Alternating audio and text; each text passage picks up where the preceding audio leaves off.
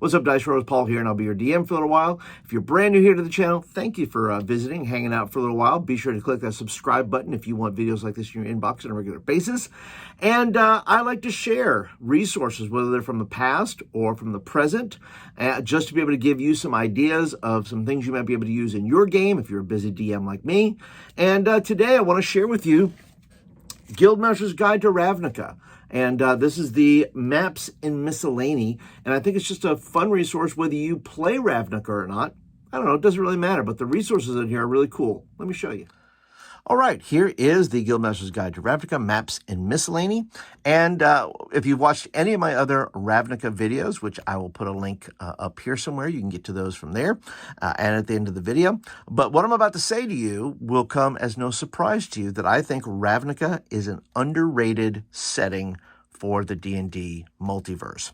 And so let me go ahead and show you again why I think that. Here is, I'll start with the maps here, and here's the where you can see what you get inside the Maps in Miscellany. These are all the cards that you receive, and here's where it starts. You have these beautiful, beautiful maps that are glossy.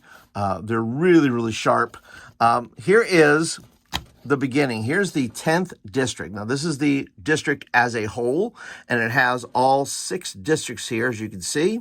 And then it's got the major sites that are on this. And I will say this, you don't have to play Ravnica. You don't have to play Ravnica characters. You don't have to do anything with Ravnica. If you just wanted to just export these maps into your game, you can do that. There's nothing wrong with taking something out of one setting and putting it in another setting. That's what role-playing games are about. It's about exploration. It's about fun things. It's about, cool stuff. And if this is cool to you and you want to put it in Forgotten Realms and you want to put it in somewhere else, go ahead.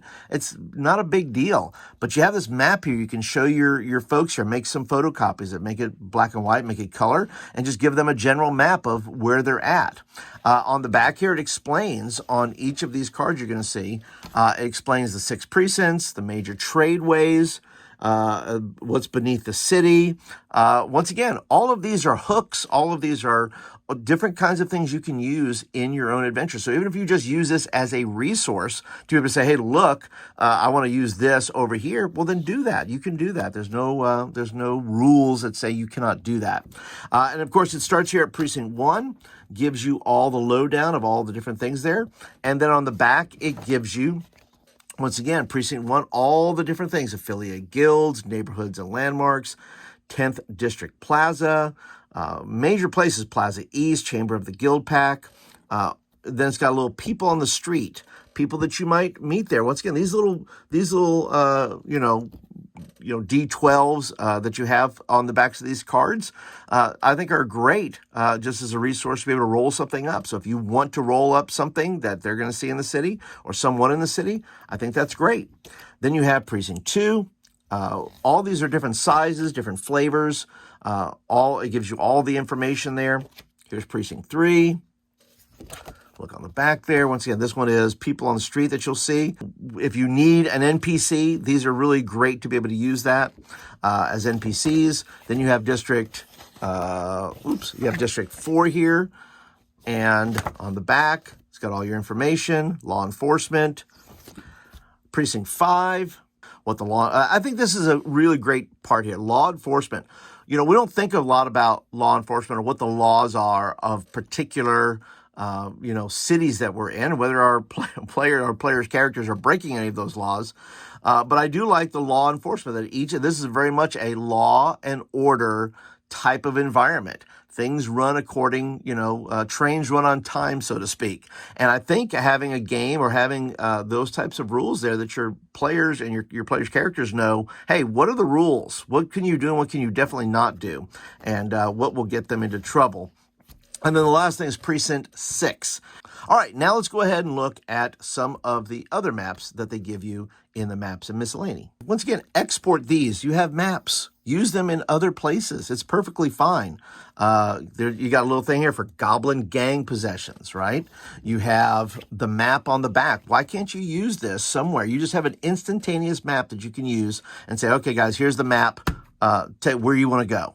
And I just think those are, once again, it's a resource. It's meant to be a resource for any game, not just for Ravnica. I think, like I said, you can use it in any game you like. Here's the Undercity Mansion. Here's the adventures you can have in that mansion. Once again, export that. Great maps to be able to use. And you can duplicate this on something like Roll20, or you can, photocopy and make it bigger, however you choose to do it. You have the Legion Garrison. You have the Safe House. You have the Arrestor Station, the Rubble Belt Encampment, Experimental Workshop, Grand Basilica, Notorious Nightclub. That sounds like fun. That could go anywhere, right? Vernati Center, and the Growth Chamber. And there's some adventures you can have in that. Once again, slick, nice maps for any game you want to put them in. Now, the last little resource here I want to show you are these cards. And these are perforated so you can tear them apart and hand them out if you want. There's the Loxodon, there's Minotaur, all kinds of different characters you can play there. And on the back of these cards, you see there's these different charms you can have. Those are charms that your particular player, if it's a Boros charm or a Simic charm or a Golgari charm. And you can use those as a feat, as a trait, something like that, but something you can give your players right from the get-go that they have something cool they can work with. And on this card, also some charms for the Izzet, Dimir, for the Rakdos. They're different, so they're not all the same. You get 2 per guild there. So once again, I think this is a fun resource. I think the maps are great. I think the glossiness, it's pretty.